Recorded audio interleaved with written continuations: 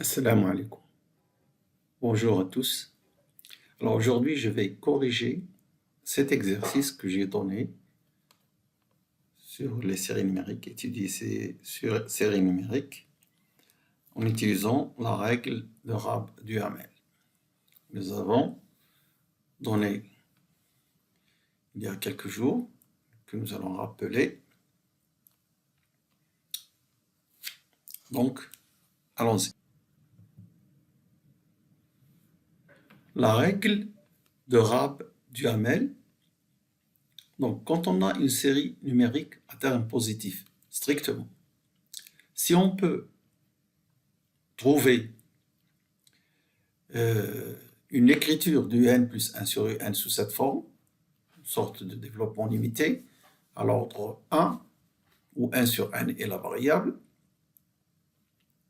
alors si le alpha est strictement supérieur à 1, la série est convergente. Et si alpha est inférieur à 1, la série est divergente. On remarque que pour alpha égale 1, on n'a pas de réponse. On peut avoir la convergence ou la divergence. Alors cette règle, elle est équivalente à cette règle plus pratique, apparemment, quand on peut calculer cette limite. Donc c'est la même chose. Le alpha qui est ici, si on arrive à calculer la limite, on trouvera la limite L égale alpha. Alors, si une série à terme strictement positif, si pour une série à terme strictement positif, on peut calculer cette limite, si on trouve L, alors je rappelle que ceci, on utilise cette règle de Rab, que ce soit la version que je viens de commenter, ou bien celle-ci, on l'utilise quand on a la limite de n plus 1 sur un est égale à 1. Dans ce cas, on ne peut pas décider. Mais néanmoins, vous avez vu que avec ce petit développement-là, on peut décider quand même si on arrive à trouver une écriture du n plus 1 sur un sous cette forme. Alors, pour alpha supérieur à 1, convergence, pour alpha inférieur à 1, divergence. Alors, on peut retrouver ce alpha d'une autre manière, je l'ai appelé L, si on peut calculer cette limite. Alors, remarquez que cette limite, si elle est égale à L, forcément, un plus 1 sur n est égal à 1. Et admet une limite est égale à 1.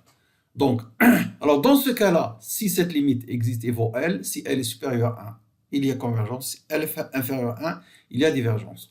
On remarque que pour L est égal à 1, on n'a pas de réponse. Alors, nous avons dit qu'on pourra avoir des réponses pour un développement, une autre version de Rab un peu plus améliorée. Alors, on vous a donné ces séries numériques, donc un exercice, étudier comme application ces séries numériques que vous voyez ici, UN, et la Vn c'est le carré de UN, et puis cette série, ce terme général Wn, la série sigma Wn. Nous allons répondre à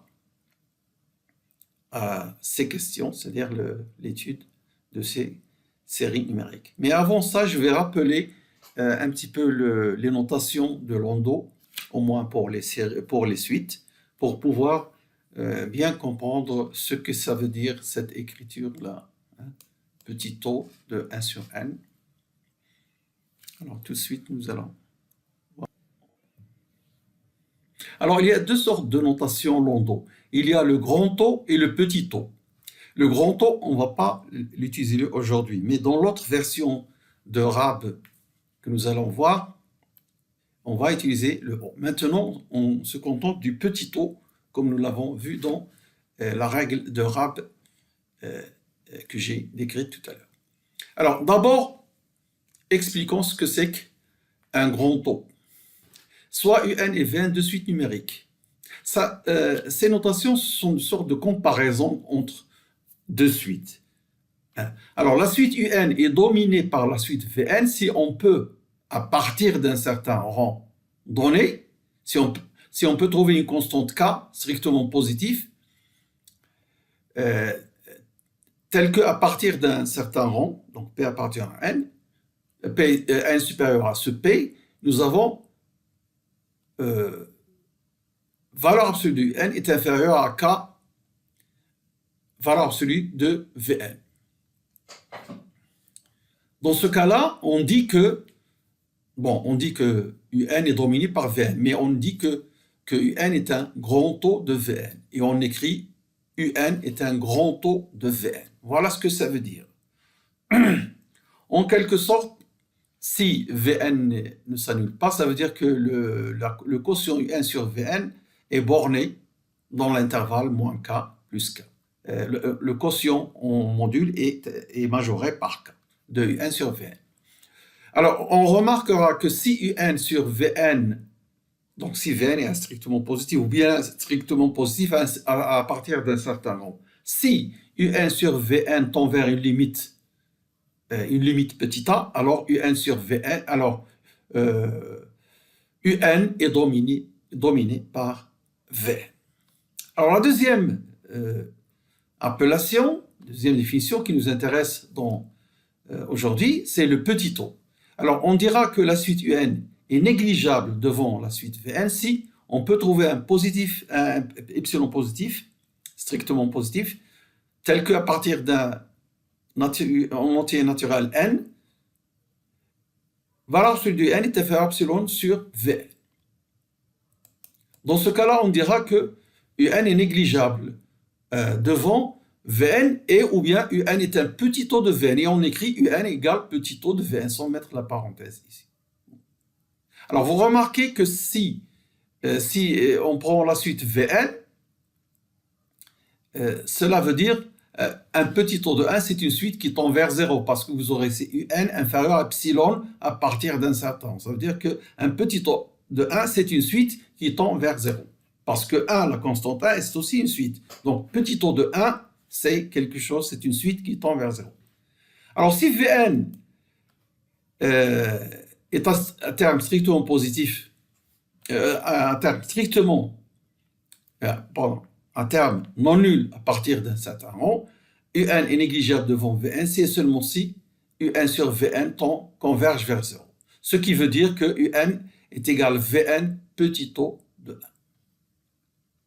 Voilà donc pour les notations de London. Alors maintenant, venons à l'exercice qui nous intéresse, où nous allons appliquer la règle de Rabe et nous allons donner les deux solutions. Dans le cas où la règle de Rabe est celle qui est équivalente, c'est-à-dire qu'elle n'utilise que les limites. Alors je répète, la règle de Rabe s'utilise dans le cas où Un plus 1 sur Un tend vers 1. Regardons ces trois cas ici. Commençons par Un. Alors d'abord, je vais signaler que dans l'énoncé, j'ai donné ici 2n, c'est une erreur, 2n, mais en fait c'est 3n, pas 2n, pour que ceci soit cohérent. Ici c'est 3 fois 1 moins 2, ici c'est 3 fois 2 moins 2, 3 fois 3 moins 2, etc. Voilà. Donc, calculons Un plus 1 sur Un. Alors, vous remarquez que pour calculer Un plus 1, il suffit de multiplier le numérateur, c'est-à-dire écrire cette formule avec, si vous voulez Un plus 1, vous allez rajouter un terme. Quel terme? 3 fois N plus 1 moins 2. Et ici, 3 fois N plus 1 entre parenthèses. Donc, nous avons Un plus 1 est égal à Un que multiplie un terme, que nous avons rajouté un terme de multiplication au numérateur et le terme 3 fois N plus 1 au dénominateur. Donc, ce qui veut dire, en calculant cette parenthèse, c'est 3N plus 1.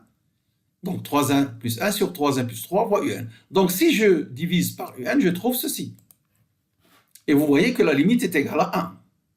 Alors, je vais faire un développement limité très simple de cette quantité. D'abord, divisons par 3n, numérateur et dénominateur. Voilà ce que je trouve.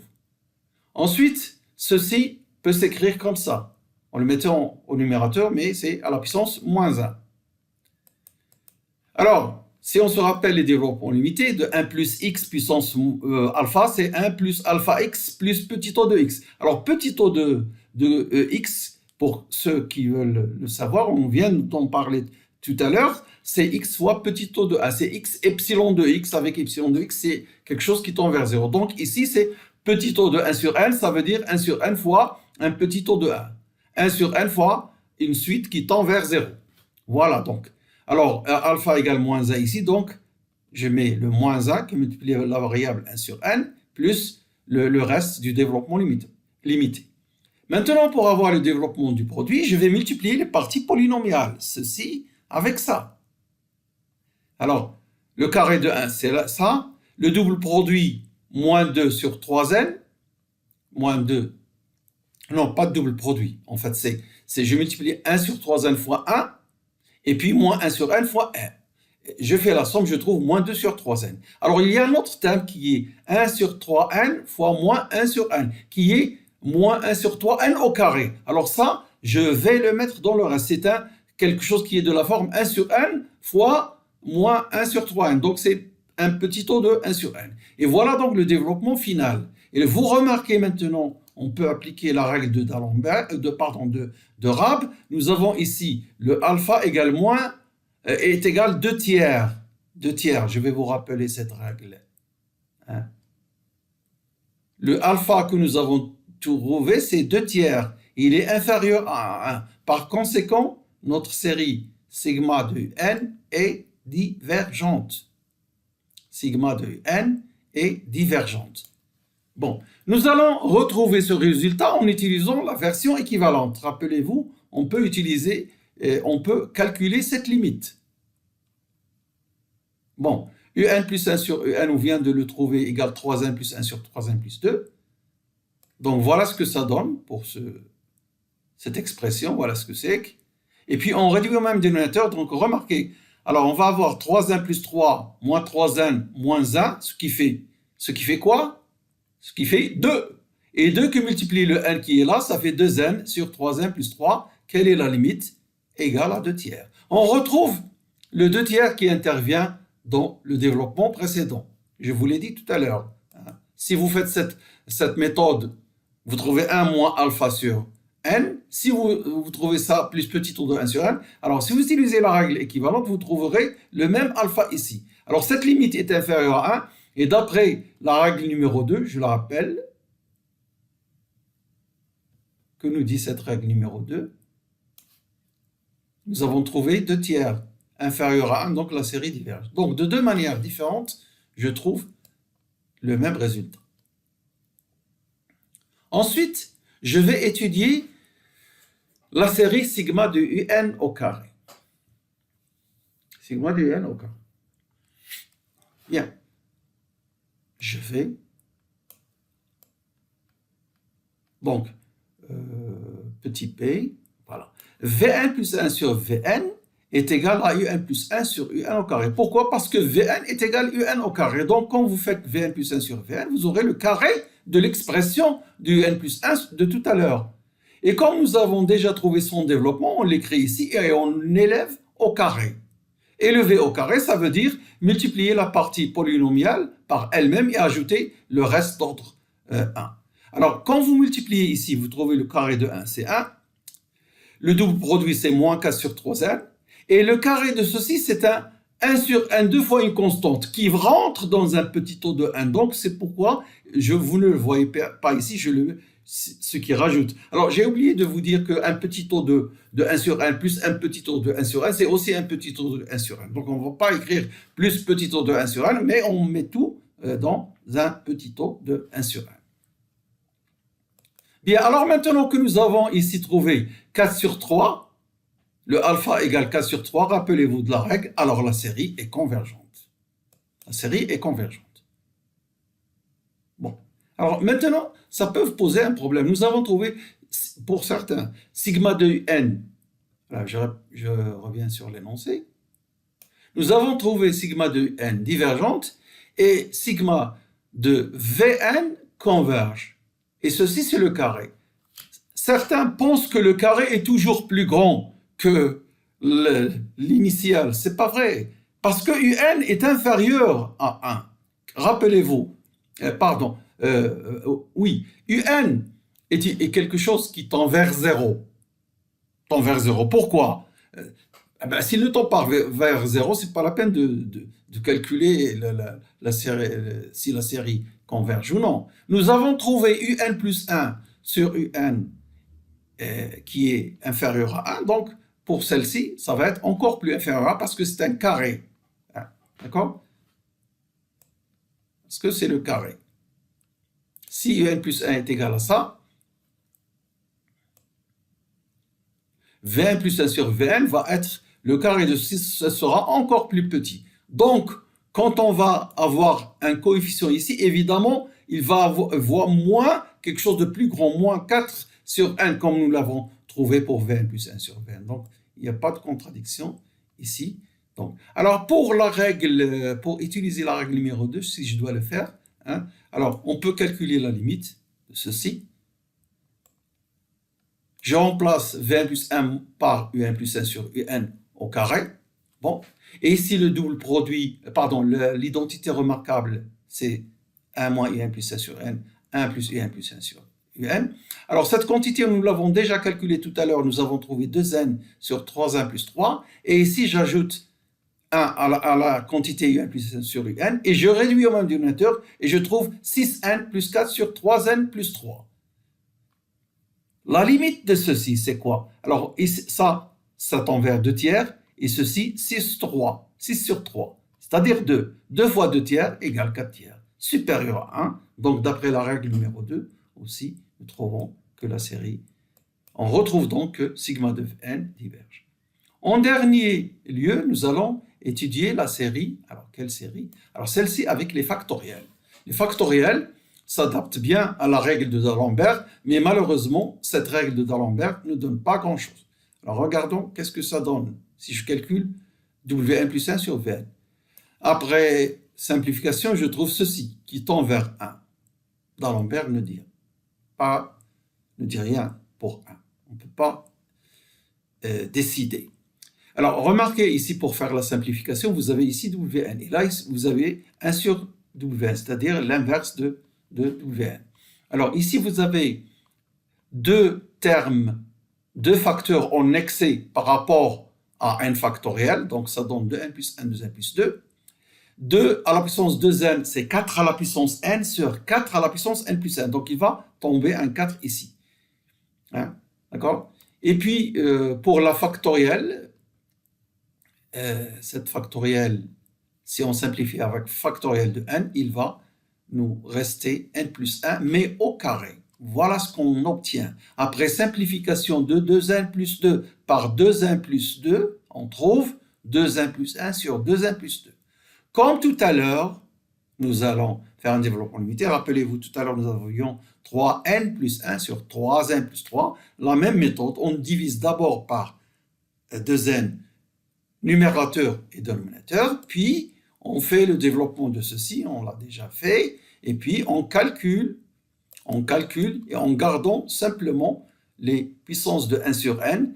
Les puissances de 1 sur n au carré vont rentrer dans le petit taux de 1 sur n, et voilà ce qu'on trouve, parce que 1 sur 2n fois 1, ça fait 1 sur 2n, et moins 1 sur n fois 1, ça fait moins 1 sur n, moins 1 sur n plus 1 sur 2n, c'est moins 1 sur 2n. Et là, qu'est-ce que je trouve? Je trouve alpha égale 1,5, donc d'après la règle, la série est divergente. Encore une autre façon de le vérifier, je calcule cette limite, et là, voilà ce que c'est que Wn plus sur Wn, nous avons trouvé ça il y a un instant. Alors, ça donne quoi? Je réduis au même dénominateur. 2n plus 2 moins 2n moins 1. Ça fait quoi? Ça fait 1. 1 fois petit n, c'est n. Et la limite de ceci égale 1,5. C'est inférieur à 1. Alors, la série diverge. Là, j'ai donné la solution de cet exercice, mais une autre règle de Rabe, je vais la donner, et je vais donner aussi des exercices. Alors, évidemment, si vous voulez que ces exercices continuent, il faudra bien des encouragements et puis des commentaires. Si vous avez des commentaires, si vous voulez d'autres exercices de ce genre, hein, sur les séries numériques, évidemment, on pourra encore Ce n'est pas encore fini parce que après les séries numériques, après la règle de Rab, nous allons aborder, Inch'Allah, les suites de fonctions et les séries de fonctions. Et là, les choses vont être très intéressantes. Voilà. Merci de votre attention. Au revoir.